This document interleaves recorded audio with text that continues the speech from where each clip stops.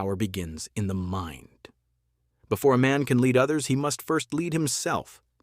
The mind of a king is not about ruling over people, but mastering one's own thoughts, emotions, and actions. It's about clarity, control, and the ability to shape reality instead of being shaped by it. Many desire power, wealth, and influence, but their mindset keeps them from reaching it. They think small, act small, and remain small. But a king sees beyond the present. He does not simply react. He strategizes, builds, and commands his destiny.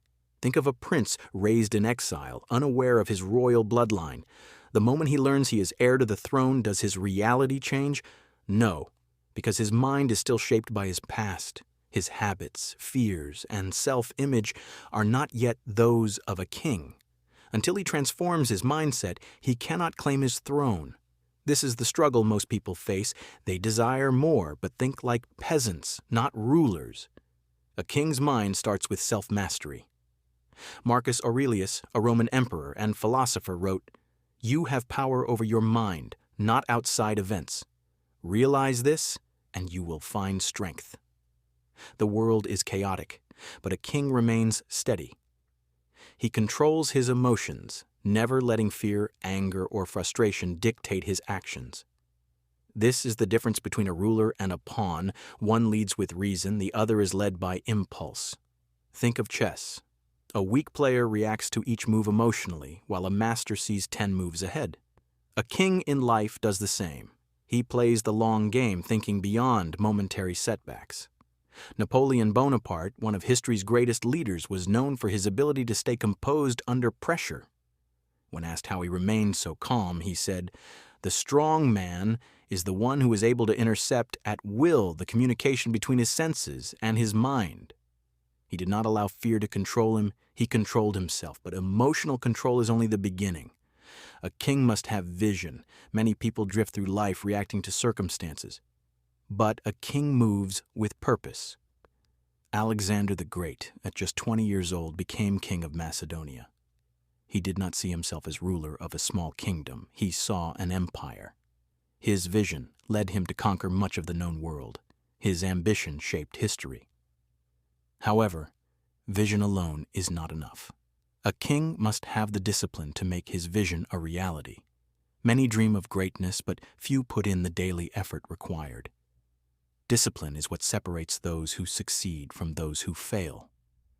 Miyamoto Musashi, Japan's greatest samurai, lived by this truth. He believed, "You can only fight the way you practice." Success is not built in moments of inspiration, but in years of preparation. Another defining trait of a king's mind is decisiveness. A weak man hesitates, overthinks, and fears making the wrong choice. But a king knows that inaction is a greater risk than making a mistake. When Julius Caesar crossed the Rubicon, committing himself to war, he said, "The die is cast." He understood that leadership requires boldness. A king gathers information, weighs his options, and moves forward with confidence. Resilience is another trait of a king. Life is full of challenges, but a true ruler does not break. He adapts. Nelson Mandela, imprisoned for 27 years, refused to let bitterness consume him. Instead, he used his time to grow, preparing for the day he would lead. When he was freed, he did not seek revenge, he sought unity. His resilience changed a nation. But perhaps the most overlooked trait of a king is humility. Many mistake power for arrogance, but real kings understand that wisdom comes from learning. King Solomon, known for his unparalleled wisdom, was offered anything he desired.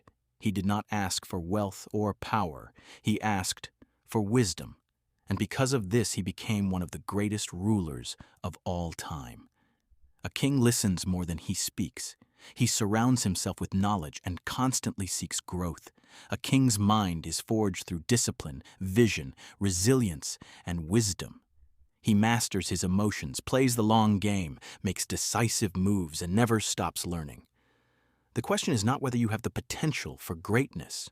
The real question is whether you will develop the mindset required to claim it. Because a king is not crowned by birthright alone. He is made by his choices.